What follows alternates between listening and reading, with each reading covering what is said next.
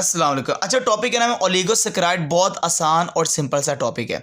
जो ओलिगोसैकेराइड है, अगर देखा जाए ये लेस स्वीट होती है टेस्ट के लिहाज से as compared to monosaccharide. Monosaccharide के लिहाज से जो कम स्वीट होती है उसका नाम ओलिगोसैकेराइड है। पानी के अंदर ये लेस सोलेबल है और ये कंपोज होती है 2 से 10 मोनोसैकेराइड से। मतलब कि इसके अंदर जो मोनोसैकेराइड की क्वांटिटी है वो 2 हो सकती है, या 2 या 3 या 4 या 5 या 10 तक मेरे बच्चे मोनोसैकेराइड से मिलकर जो बनती है उसका नाम ओलिगोसैकेराइड है। अगर मैं ओलिगोसैकेराइड को हाइड्रोलाइज करता हूं, इसको तोड़ता हूं 2 मोनोसैकेराइड के अंदर, तो फिर मेरे बच्चे जो बनता है उसका नाम है डाइसैकेराइड। डाइसैकेराइड याद रखिएगा, डाइसैकेराइड के अंदर 2 मोनोसैकेराइड होते हैं। अगर मैं ओलिगोसैकेराइड को हाइड्रोलाइज करके तोड़ता हूं 3 मोनोसैकेराइड के अंदर, तो 3 मोनोसैकेराइड का जो आपके पास मॉलिक्यूल आता है उसको ट्राइसैकेराइड कहा जाता है।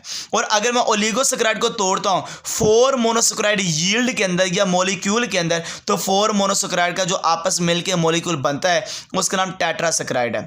इन तीनों में से सबसे इंपॉर्टेंट है डाइसैकेराइड। डाइसैकेराइड फिजियोलॉजिकल इंपॉर्टेंट है, जिसका नाम क्या बेटा, डाइसैकेराइड।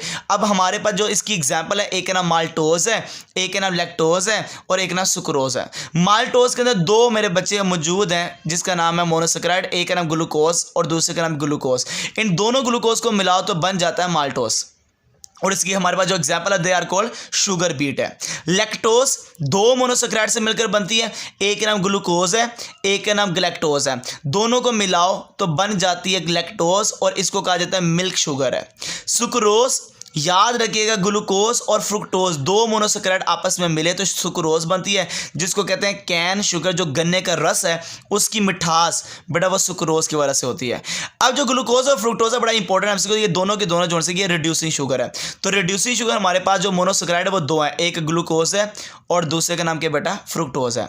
अब देखते हैं सुक्रोज का फार्मूला कैसे बनता है, ये कैसे सुक्रोज प्रोड्यूस होती है इसके बारे में। ये देखें, ये मैंने जो स्ट्रक्चर बनाया ये ग्लूकोज का है और ये मैंने बनाया ना, ये बनाना सिखाया भी है। मोनोसैकेराइड के टॉपिक में मैंने इसको बनाना सिखाया भी है। इवन कार्बोहाइड्रेट का इंट्रोडक्शन भी अपलोडेड है, उसमें मैंने सारी डिटेल बताई हुई है। तो ये स्ट्रक्चर मैंने बनाने सिखाए हुए हैं। ये है बेटा ग्लूकोज, ये है बेटा फ्रुक्टोज। ये फ्रुक्टोज का ये जो कार्बन है इसका OH सामने, ये जो कार्बन है ये इसका OH सामने है। यहाँ से OH से OH निकलता है, यहाँ से H निकलता है।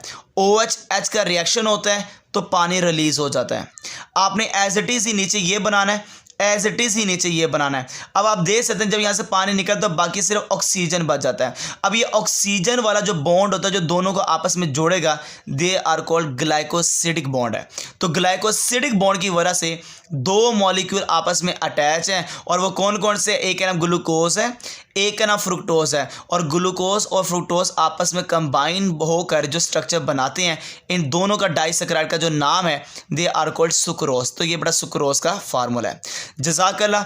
मोनोसैकेराइड अपलोडेड है, इवन कार्बोहाइड्रेट के इंट्रोडक्शन अपलोडेड है। इस चैप्टर के जितने भी टॉपिक हैं वो अपलोड होते जा रहे हैं, इंशाल्लाह आगे भी अपलोड होते जाएंगे। ओके बेटा, अल्लाह हाफिज़।